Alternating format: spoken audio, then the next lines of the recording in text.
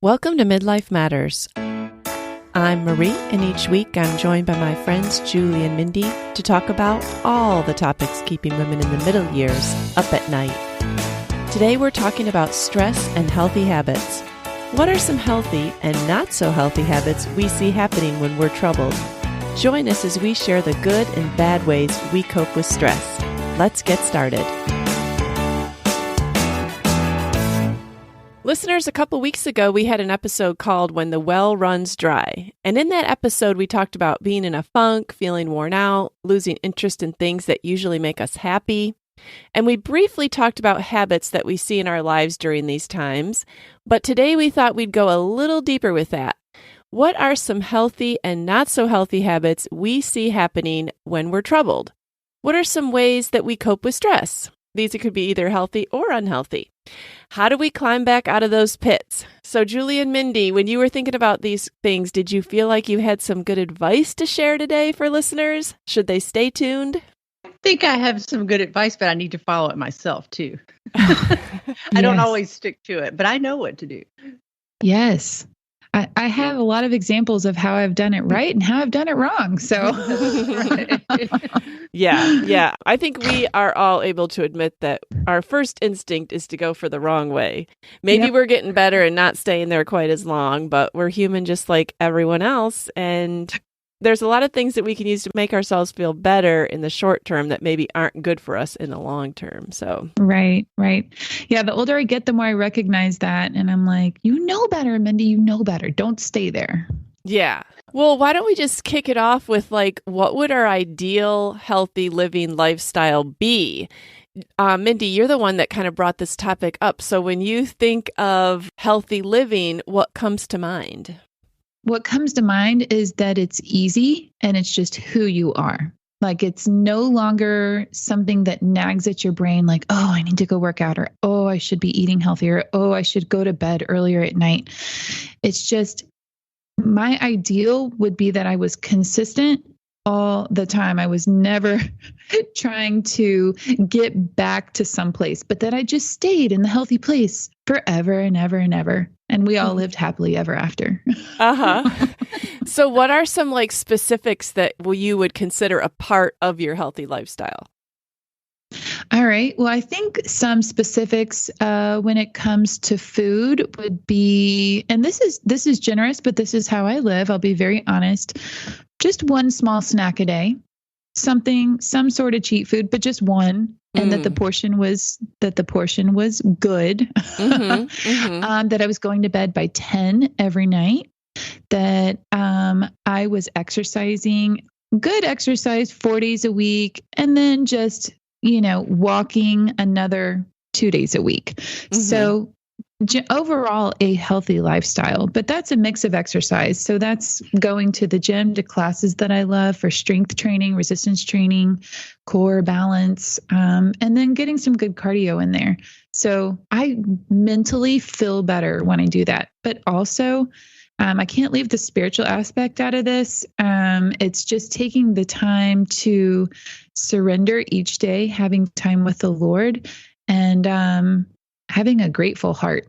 Those are some characteristics of a healthy lifestyle that are consistent when I think about it. But also I have to have friend time in there, good time with my husband, good time with my kids. So, the list could go on and on. Maybe one of you should take over so I don't keep going. Well, I'm just laughing because, all right, there is no way we could have jobs and do this healthy lifestyle.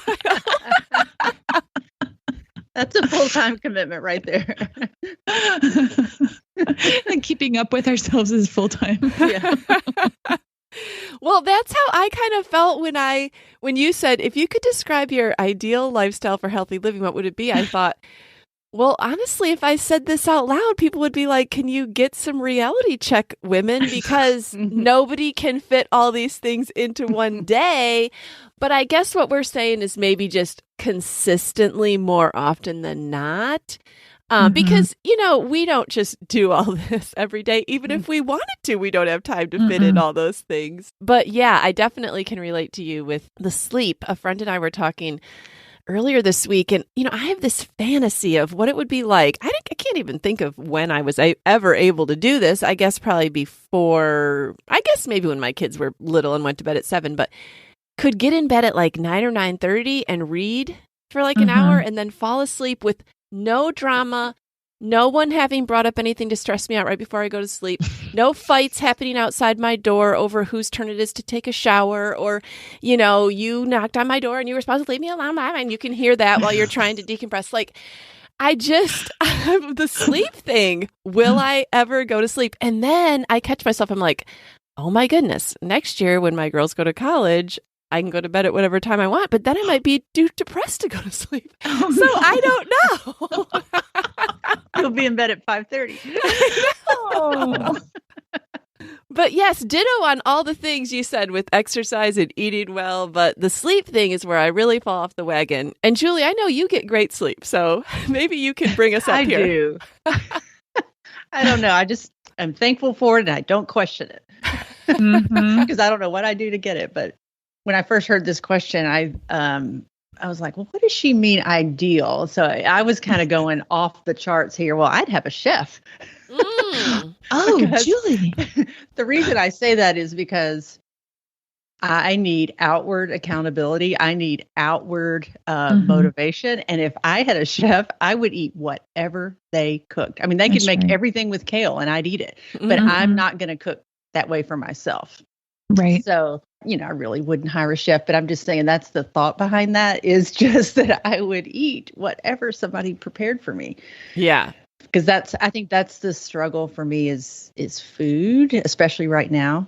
But yeah, I did all the things you said, like healthy eating, exercise. I'd like to exercise just 3 times a week. I do get good sleep, but I wish that I went to bed at the same time and got up at the same time.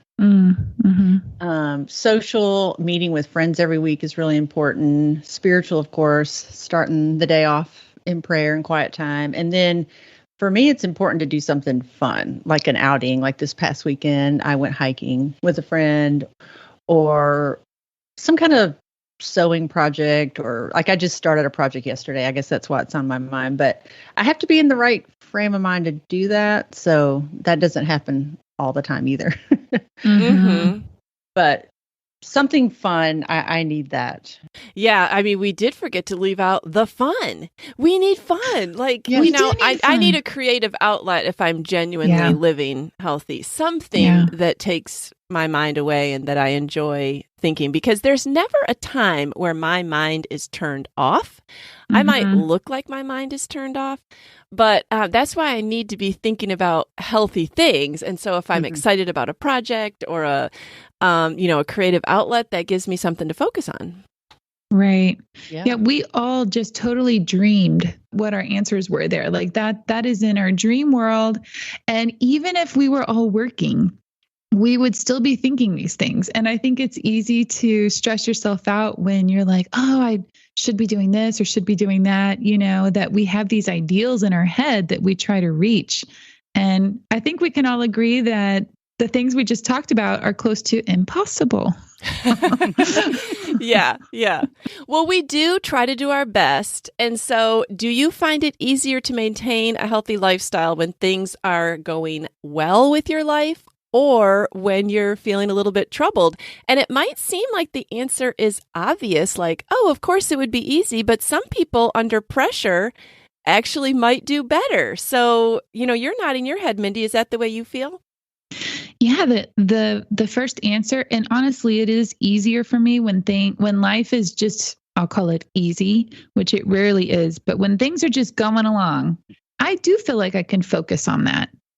However, when things have become hard in life, I always take a hit. Like everything I just talked about takes a hit, but then it becomes necessary. At some point, it becomes absolutely necessary that I kick some healthy habits back in. So that was an interesting way to think about that. How about y'all? Yeah, I definitely think it's easier when things are going good, because all of those things take work and mental space to make them happen. And so when I get stressed, something has to go, and it's usually eating habits. And I need routine. like back when John first got diagnosed, I lost 10 pounds in a couple of weeks just because I wasn't eating. So, Yeah. You might think, oh, you lost weight. But I mean, those were bad habits, and I have quickly gained those back. And now I'm wondering if it's going to stop because every day it's like, okay, we passed the starting point now. But it's really hard because like with John, I want to celebrate everything with him. And so if he says, hey, you want to go get a milkshake? I am going to say yes. Like I'm not going to say no. And so that's really hard. And I was thinking like, I'm starting to feel like I feel after Christmas when you're overtired, overstressed, and overstuffed. I've been living like Christmas vacation for the past 3 or 4 months. So I need to get back on track with some things. Yeah. Staying up too late because we don't have a routine anymore. John doesn't go to work. It's kind of like constant vacation without the vacation. Right. Yeah.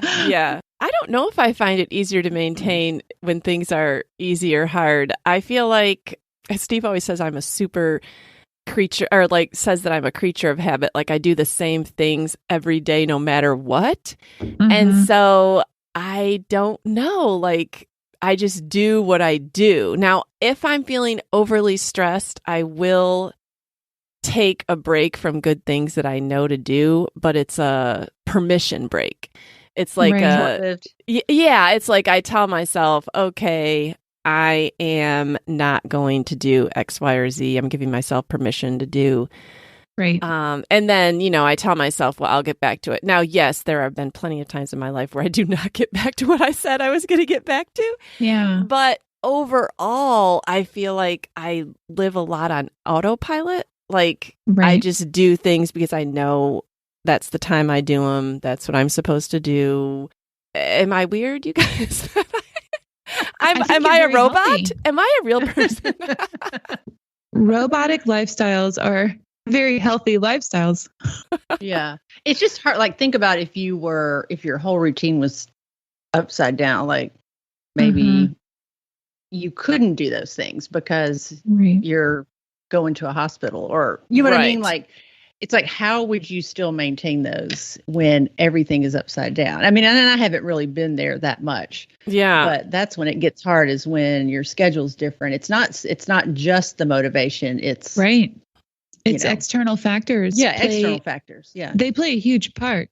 I was thinking of when Davis was in 8th grade, he spent almost a month in the hospital. And one week I just slept there in the room with him every night. And then that was when we were out of state. Then when we finally brought him home and he went back in the hospital for almost 3 weeks, I would come back and forth. I was trying to take care of the other kids. It just was very hard. But I just remember that I just said to myself, well, until he's out of the hospital, maybe I would go for a walk in the neighborhood around the hospital, but I didn't try to do my usual stuff. And I ate whatever cafeteria food was there or what someone brought me. Like I didn't do those things. And I thought to myself, those aren't really important right now. And when we get home, I can reinstitute those. And, even my sleeping, like I really hate to sleep away from home. I just don't really like it. But I mean, I slept on terrible couches in his room and was happy to be there. I don't know. I guess when you have to, I just tell myself, well, I just can't do that right now. I've got to put that aside.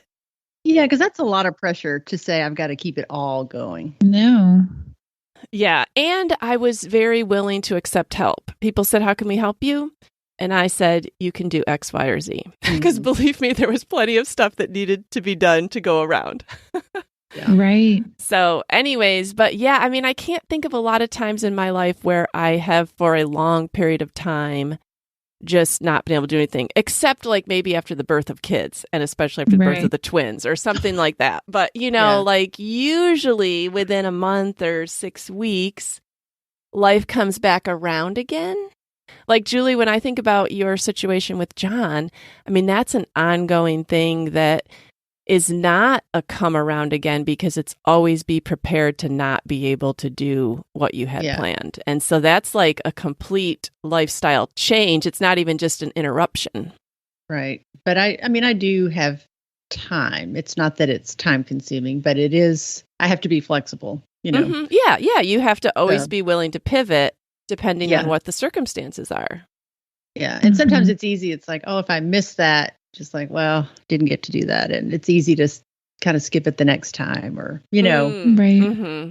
Yeah. The longer you stay away from something, the harder it is to start back. Yes. Yeah. Well, what is your stress response when life gets hard? What happens to you?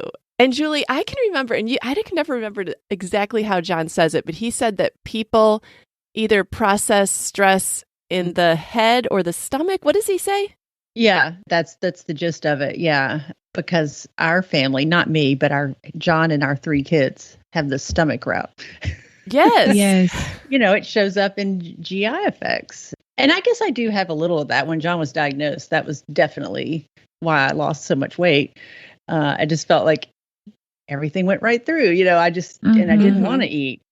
But I have more in the head thing. I get kind of forgetful and anxious. I can't make decisions. I kind of feel like I'm in a brain fog and just spinning my wheels, can't concentrate, you know, because all during COVID, we talked about, we have all this time, but I couldn't make myself read. You know, I just, the ability to concentrate just wasn't there. Yeah, that's my stress. That's my initial response. And then I kind of tend to withdraw and isolate until I get out of that funk. That's my go-to, though. Yeah. I'm definitely a stomachache person. I feel immediately like I need to double over and like hold my stomach. And I know there's something making me anxious. And I withdraw, Julie, just like you said, like, okay, I'm going to get way more quiet. I'm going to not want to go to something I was going to plan on going. I'm going to hunker down and turn inward. And I'm going to try to distract myself from all that's going on in my stomach by like reading fiction, watching TV, not anything true, only fictional things, like trying to get it off my mind. What do you do, Mindy? Yeah, that's exactly how I am. I want to distract myself. I notice there's certain things that come out, like I could end up spending more money, you know, distraction with shopping, or I could end up snacking more because I'm just anxious, you know, and like I don't like the things my head is doing. So then like I'll just distractedly snack on things. And then the foods that I want to snack on are certainly not as good for me, but I'm looking for comfort in any area.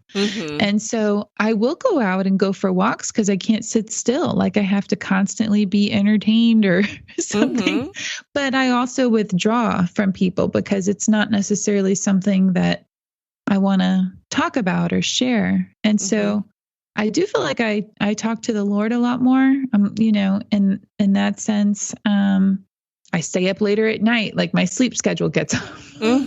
So there's just, it's really like life kind of gets out of control from the way that I feel best. So. Right. Well, do you follow your stress response? Like, absolutely. Like, do you start with it, going out to the kitchen and eating up the snacks? And if you're doing that, like, how long do you go there, Mindy?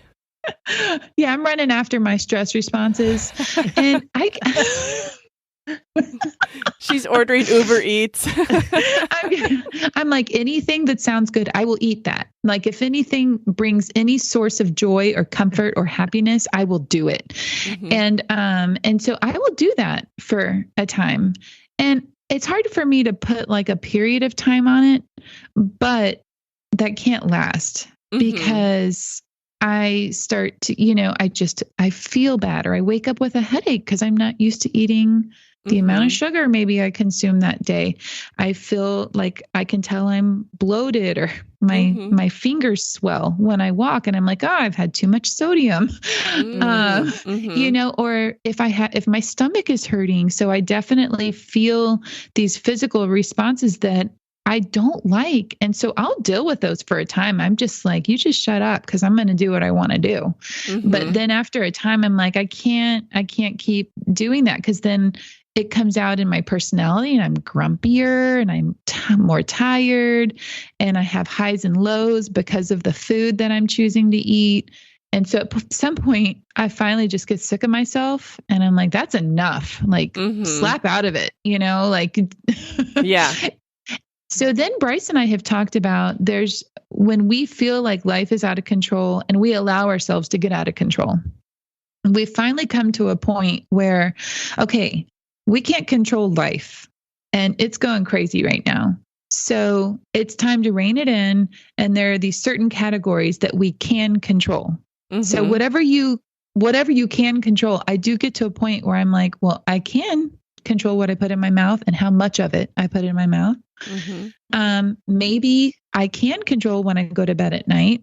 I can control whether I just stuff this internally, or if I go ahead and write it out in my journal and I talk to the Lord about it and I give that to Him and I start praying about it and actively trying to be an active participant in my own life instead of hiding from all the things that scare me or make me anxious. So I always go back to these foundational things, and it's nutrition. Am I exercising? When do I have time to exercise? Maybe I can't do what I'm used to doing, but I have to do something else. Sleep, and then time with the Lord. And then if we can add friend and fun are together for me. So if I can put friend and fun together somewhere in there, and maybe couple that with the exercise, then hey, like that's what I do try to eventually get to in stressful seasons of life. Yeah. I told Julie that like the week after we recorded When the Well is Dry, like during that week, I had been saving this show I wanted to binge watch, and I'd watched a couple episodes on the weekend, but I couldn't enjoy it because there were other people in the house and I just wanted to veg. So it was kind of a rainy day, and I came home from my workout and Steve was gone, and the girls were at school, and then I think they had to work. And it just worked out that the whole day no one was home. And you guys, I watched like 6 or 7 hours of TV in a row. That sounds awesome. And I hate to even admit that, because then people in my life will use that against me and say, and think that I do that every day. I don't. But I just needed to give myself permission to sit there and then hit play and get another snack and sit there. And it was raining out, so I couldn't walk the dog, so she just sat there next to me. Like, it just was a very relaxing day. And when people did finally come home and ask what I did that day, I'm like, oh, nothing. But I just needed that. I needed that. It was a 10-episode show, so I knew there was a definite ending time, and I watched the whole thing before I went to bed. Love it. But I got up the next day and did a little more around the house. We've all been there. Yes. Julie, how long do you allow yourself to go with that stress response? Oh, just until I get disgusted with myself. And, which probably takes longer than it does with you, Marie. Yeah, mine lasts longer than a day. Never a day, yeah. But, I think it's so ironic that we say, and I don't mean this just for a day, Marie, I'm talking about when you let it go. Yeah. We say, oh, we're going to eat the Little Debbie's and the second Pop-Tart today. This is all my food. And it's like, I'm going to stay up late and I'm going to sleep in, I'm going to do all these things. And we're really sabotaging ourselves. Like, during the stressful time is when we need those routines. Like, that's how we need those things in order to be our best, to survive whatever it is we're going to. So it's really just such a lie we tell ourselves, that kind of, I don't know, I always feel like, well, I deserve this, or, I can.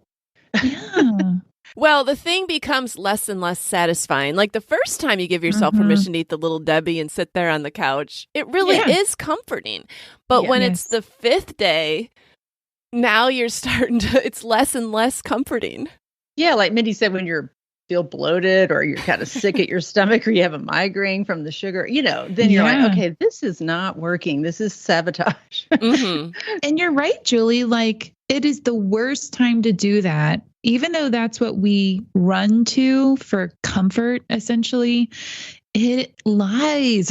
It does not comfort us.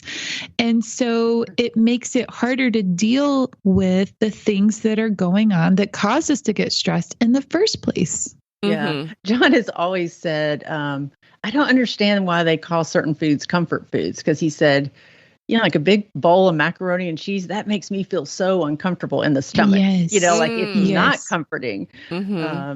Maybe that has to do with how much you eat of it. Yeah, I was going to say, I mean, clearly it's better. It's more comforting than eating a bag of carrots. That offers zero comfort. Yeah. That was not on my cheesy comfort food list. Well, why don't we turn to what I know we all agree with is, what role do your friends play in your healthy lifestyle?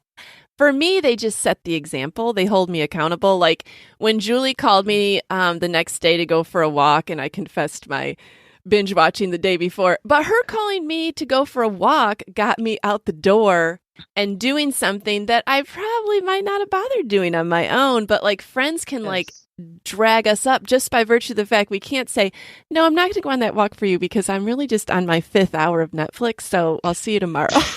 Right. No, I'm going to sit here and have another little Debbie. I can't. Yeah, you can't do that. Like they call you to something higher because, all right, here it's almost like the bad devil on your shoulder and the good angel. It's like, all right, now which one are you going to pick? Your friend is right there. Yeah, and it's not like a friend that shames you, like you need to be out there. It's really just, I need people to expect me to show up. Yeah. And I will be there, but sometimes it just takes that other person, and just knowing that somebody expects me there. Like I work out every week with a trainer, so I'm paying her, so I'm expected to be there, but I work out with a friend too. And I know like I'm looking forward to spending that hour with her, and it's mutual, so I think everything is more fun with a friend.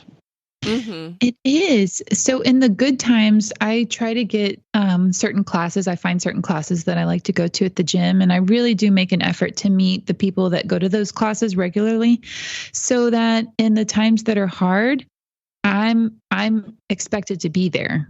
So that's part of my routine. And even if life happens where I can't make it as often, then I'm missed. And that actually feels good. But it's amazing how we've talked a lot about walking and how much the three of us love to walk, and especially walking with a friend.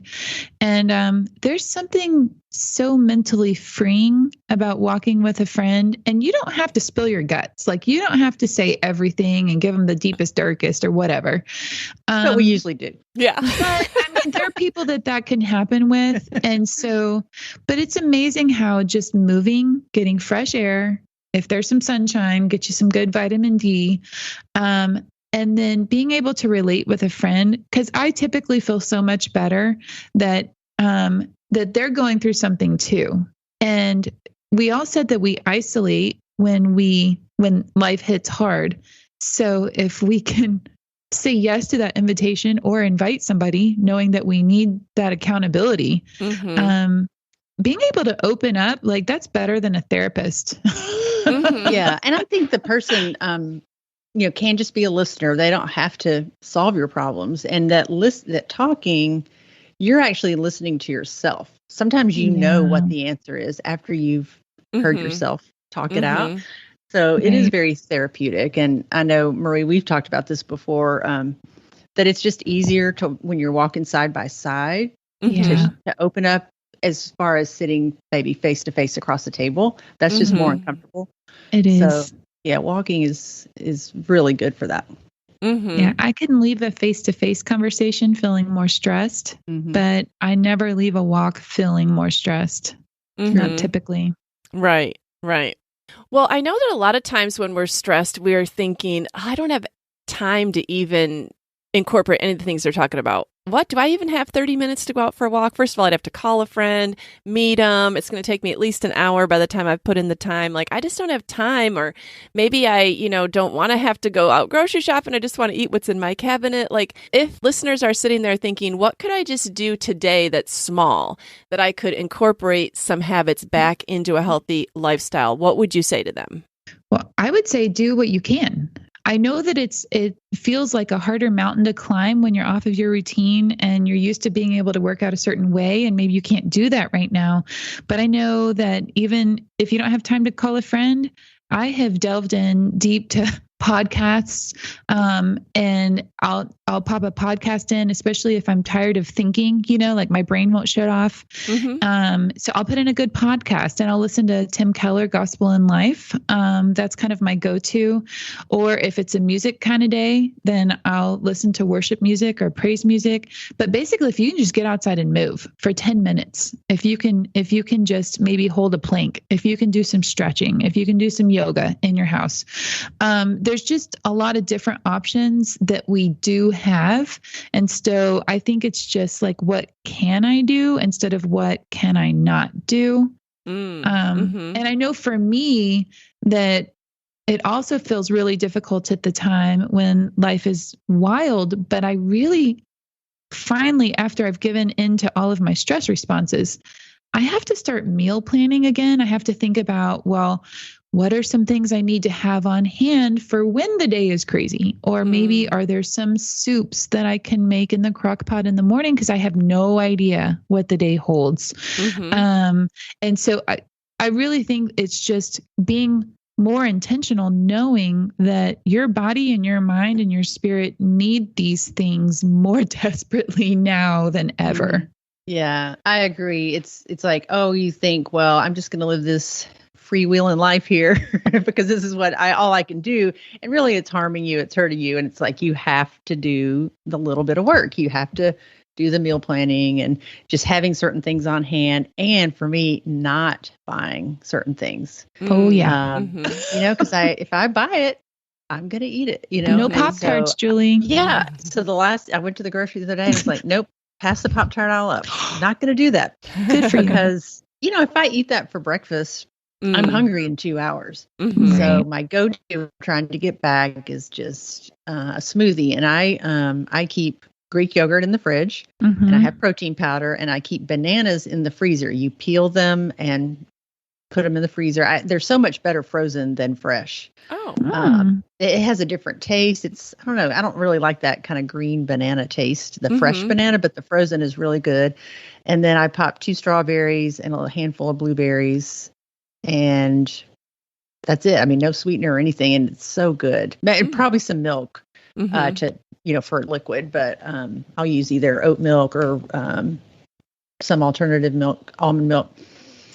And that will sustain me to lunch. And I feel like, okay, that was a good start to my day. And then once you make one good choice, it kind of becomes easier. And it's like, oh, if you exercise that day, well, I don't want to ruin it with a little Debbie, right? Oatmeal pie, like one choice begets another good choice. It's true. You just got to get started.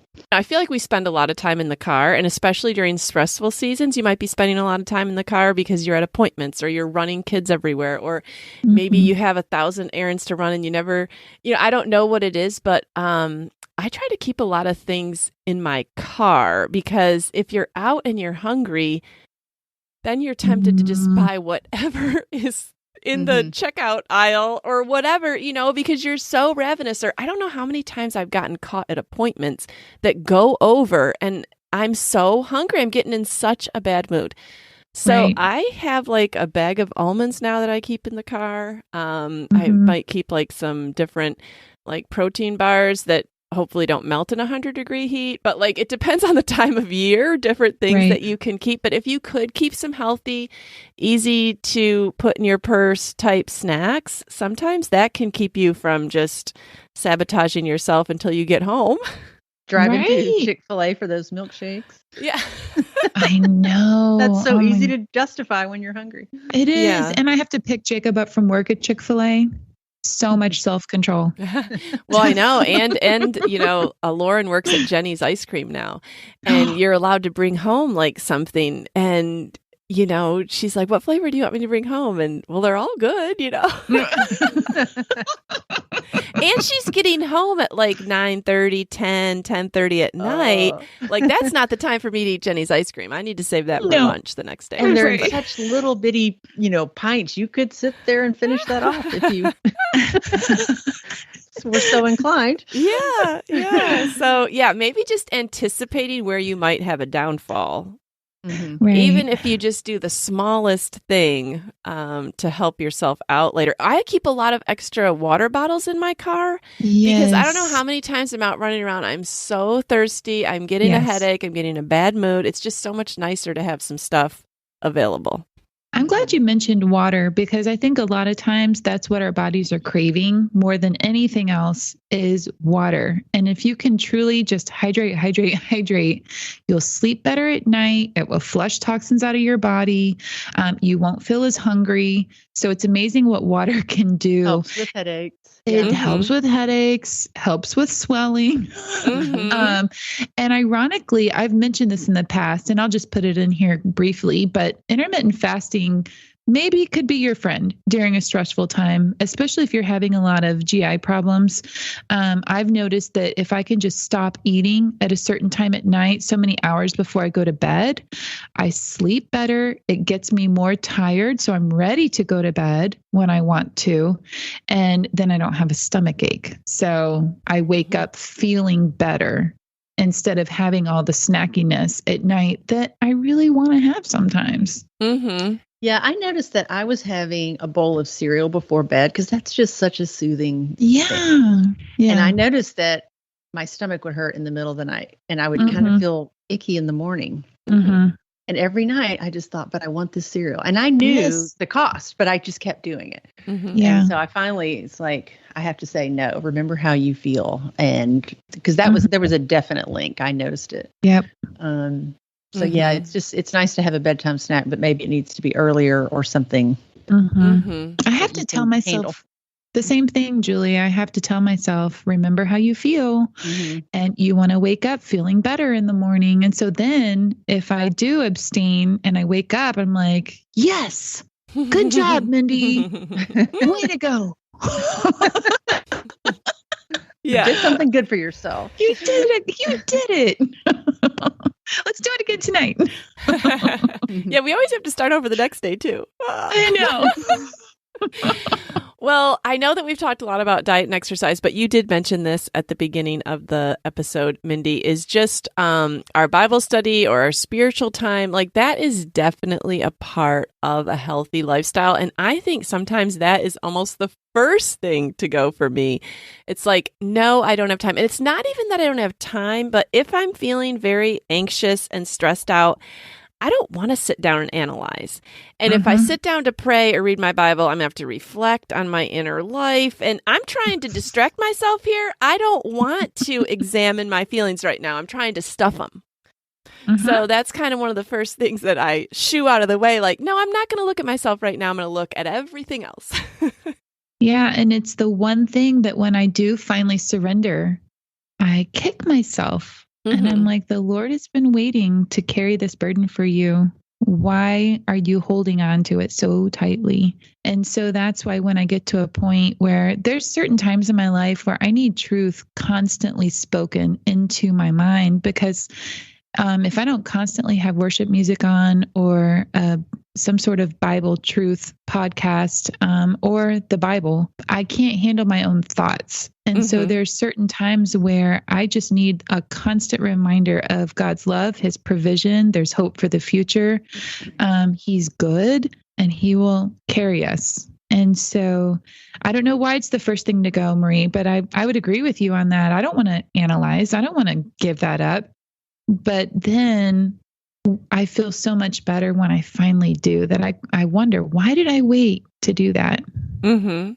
Yeah, I would say I need my regular quiet time and Bible study and prayer, especially when I'm stressed. And, I was thinking with John's cancer diagnosis, like how overwhelming and difficult that was. And I just spent a lot of time with the Lord, and because I couldn't exist without it.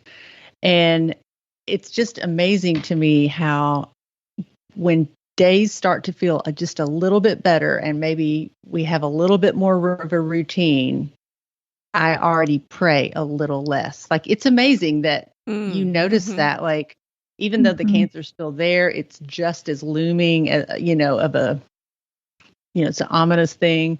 But like I feel a little more secure. I feel a little more in control. And the first thing that kind of drops off is my prayer life. Like, even in the midst of something this difficult, I notice that about myself. Like, oh, it's a good day.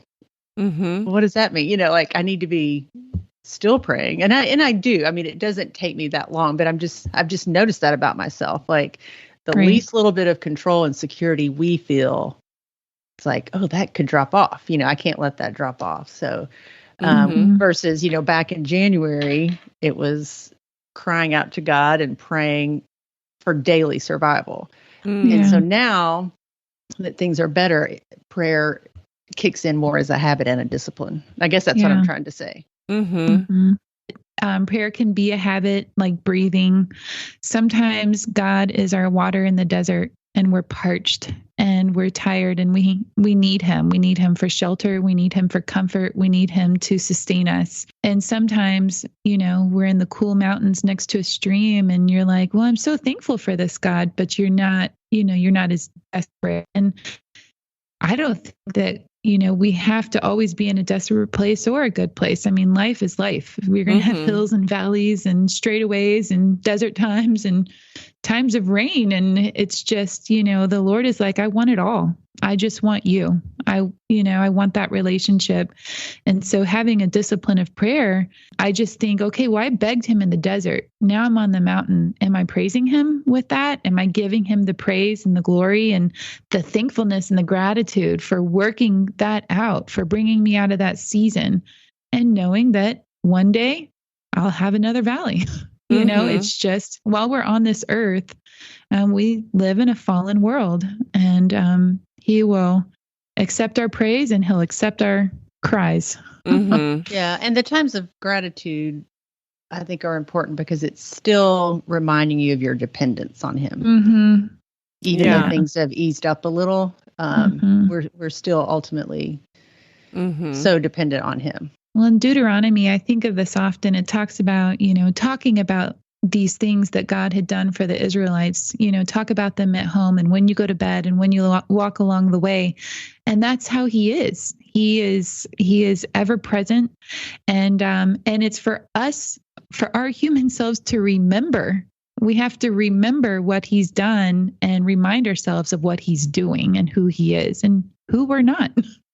So it is a constant thing. And I certainly, my walks with friends, I have certain friends that we talk about. What's God doing? What has he done? What's he doing right now? You know, what are you praying about? And I love friends like that because I love hearing what he's doing in their lives and seeing him work. And it reminds me, oh yeah, I've seen him work stuff out like that before too. I'm so excited to see him doing that in your life. And we help each other along. Yeah. And I will just say, like, God can use whatever you're willing to put in your mind. Like, he can speak through a lot of different things. So somebody mentioned Francine Rivers on here a while ago. Maybe it was in our book. Yeah. And so someone mentioned the book Redeeming Love, and I thought, you know, I read that book a long time ago, but maybe I'll listen to it because I've kind of gotten on a kick of listening to books that I've read and enjoyed. But then I thought, well, it'd be a different experience. So it came up for me to have my turn at the library this week. And so I listened to it, and it's 17 hours of listening. I felt like God really spoke to me through that story. It's a fictional story, but I was dealing with some things that I felt like God used what happened with the characters in the book to say, now, Marie, here's an example, and you should do likewise. And I felt like that story and listening to that for 17 hours in a week really spoke to me. God can use whatever you're willing. Like, if all you're willing to do, if all you can handle is to play 3 praise songs on your way to work, well, there'll probably be some lyric in there that is going to stick in your mind and speak to you. Like, sometimes if you're in a depressing time or just a time where you're just not able to focus, or God can use something else in your life. And God can use other people speaking into your life and just their perspective. The other day, I was upstairs doing something, and John was on the phone, and I didn't know who he was on the phone with, and it was on speakerphone. It sounded like a doctor, but she was asking questions about John's treatment that she didn't know the answers to. So I was a little confused, like, who is this? And she just said, well, I just want you to know that you are the miracle patient that I'm closely following, that I check in. And she had called him, John said, 3 or 4 times in the past couple of months. And I said, well, who was that? Because she was just so amazed, like at his progress. She goes, we don't see this. She goes, you're just our miracle patient. And I just want to call in and check up on you. And I said, who was that? And he said, that was our insurance company. Oh, my goodness. And he said, at first I was skeptical, thinking, were they just doubting that I'm really sick or, and she, was really just calling to kind of verify that he's still on this treatment and how is it going. But she was so, I don't know, she was just blown away by his progress. And it was so encouraging. It just got me back to thinking sometimes when you're in the middle of a situation, it's hard to see all the good. And I'm praising God for every day that John has, but I was like, wow, no, this is a miracle. Mm-hmm. No matter how long it lasts, it is miraculous. Like the doctors haven't seen this kind of response. And I'm just kind of taking it as like, well, that's what we hope for, but no, it is a miracle and it is something for God to be praised over. And he talked about the drugs he's on, but he gave God the ultimate glory that, and she said, well, how are you? Because she asked him a lot of questions about his attitude and all this. And she goes, how do you do that? Like, how do you have such a good attitude? And he got to share, about his faith. So that's amazing, Julie. It was a neat awesome conversation to eavesdrop on. That is not a typical insurance conversation. I thought she was like another oncologist in the group or something. That's amazing. Yeah. I will say there's certain times in my life where there's certain verses and they could be so simple. Like God is your ever present help in times of trouble. And there's things like that it's like I need to cling to something. And so if there's one verse that I can find, and there's so many devotionals out there, like when you're sad, when you need to forgive someone, when you're looking for faithful verses or God's characteristic verses or whatever. So anytime I can recite a verse, sometimes it's a short, very simple verse that gives comfort. And it's like, I don't have time to sit and process, but I'm on the move and I'm going to just claim this. I'm going to claim this part of his character. He's kind, he's good, he's loving, or something like that. And so it's amazing how through different avenues, we can find comfort and hope. All right, listeners. Well, we have talked a long time, but we don't want to just leave you hanging. We always like to wrap things up. And so we want to say, what is one thing, Mindy and Julie, that you wish you could encourage yourself to do when life gets hard?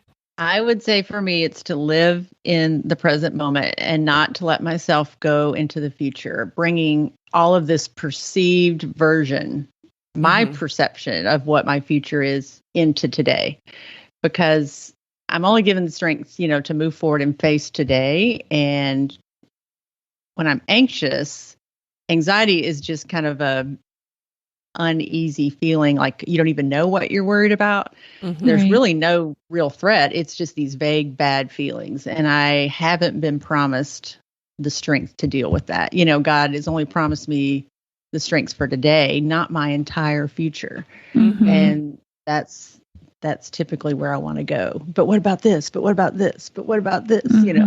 And I'm not faced with those things yet that, I'm faced with today. And so just trying to reserve my strengths for today.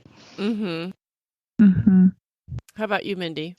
I think the one thing I would tell myself is get off your bike and go for a walk and seek the Lord, because I know I can't sit still. So I know I have to move, but I know I have to seek the Lord and not hide from all the things I want to hide from. I just need to go ahead right away, just give it to him, and then just ask for strength, focus. What do I need to do in this next step? What do I need to do in this next moment? And just really come back down to that.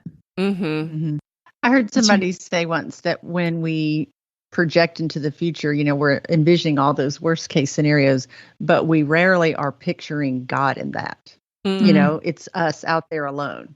And God is in the present. So that's where we have to meet him, not way out in the future in some vague scenario that we've created, Mm-hmm. I wonder if we should call a friend and ask for help. Yeah. Look, I can't talk about it. I'm getting up and going for a walk right now by myself, and I'm hoping the Lord will deal with me and show me what's next. But can you please pray for me? I'm going into something, and I really need prayer support, and I need your friendship like never before. Mm-hmm. Yeah. Yeah. All right, you guys. Well, we know what we should do to be healthy. We know what our pitfalls are. Hopefully, listeners, this was helpful for you. I'm sure you have some of the same pitfalls that we have and some of the same healthy habits. Like, we all are a lot more alike than we think. And we hope that as you listen today, you were encouraged and that you just make even just one small healthy step today. Unless it's your day to give yourself permission to watch 6 hours of TV, in which case you can do it tomorrow. Plan for it and don't do it again the second day. Right. All right. Well, before we go, let's move into I'm a fan. All right, Mindy, what are you a fan of this week? This kind of goes along with what we've just talked about, but especially in those times where I'm seeking truth, I actually follow one of my friends on Instagram. Her name is Kim Jaggers, and she has a beautiful testimony. She's actually written a book, and it's called Truth to Hold On To, where she gives her testimony. The book is excellent. But I'm going to talk about her Instagram page because so often we talk about social media being anxiety producing and stressful, but she pretty much every single day has a devotion and it's biblically based. And I truly love reading it. And so there's more days that, some days I have time for it and some days I don't. But more often than not, I find myself reading that. And it's really nice to find something with truth on social media. So I did want to share that. So basically to follow Kim, it's Kim_Jaggers. The last name is spelled Jaggers. Oh, okay. Well, we'll put a link to that in our show notes. Yeah, I'll second that because we're friends on Instagram too, and I didn't know why. So I thought it might be through you, Mindy. Yes. And I do read her devotions every day too. Yeah. Okay. Really good. All right. Yeah. Well, Julie, what are you a fan of this week? All right. I'm a fan of a product called Liquid IV Hydration Multiplier. And it's these little electrolyte drink mixes that you can just add to water. And that's probably the thing I struggle with most in nutrition is getting enough water. I do not enjoy drinking water. I just don't like it. And I've given up sodas. So I either drink soda water, but I'm trying to even get off that. And so I can put this in. I think you put one packet in a 16-ounce thing of water, but I'll usually put it in more, like maybe 20 ounces. So it's a little more dilute. They tout it as 2 to 3 times more hydration than water alone, 3 times the electrolytes of, say, like Gatorade, 5 vitamins, and great taste. So I really like it. And I can drink 20 ounces of water really quickly, which would normally take me all day to get that down. Yeah. It comes in, I like the strawberry, there's lemon lime, and then I think one pack is like a mixed bag of flavors. But you can get it on Amazon, but I bought it at Costco. Okay. Well, good. There's always something new that we can buy at Costco. All right. Well, I'm a fan this week just of what I said earlier. If you've not read any of Francine Rivers' books, definitely start with Redeeming Love. It is a romance, but it's more too. And if you've already read it years ago, try what I did and listen to the audiobook because I'm finding that audiobooks are a completely different experience. So I would recommend that to listeners if you just want something encouraging, but is also a story and kind of takes you away a little bit. Yeah. All right, Good Julie idea, and Mindy. Mary. Well, thanks so much for coming on. This was really encouraging. I feel better. I feel like, okay, I can institute some healthy habits. And I certainly hope that listeners feel that way too. I hope so. I hope this has been an encouragement. Come and find us on Instagram at Midlife Matters Podcast or email us at midlifematterspodcast@gmail.com. If you have anything you want to share about this episode or any feedback you want to give us, we love to hear from listeners. We're always so happy to hear what you guys are doing or what you recommend. So feel free to reach out. All right, Julie and Mindy, we'll talk to you next week. All right. Bye. Thanks, girls. Bye. Bye. We're so happy you joined us today. You can find the show notes for this episode at midlifematterspodcast.com. Also, please tell a friend about the show and help them hit the free subscribe button on their favorite podcast app.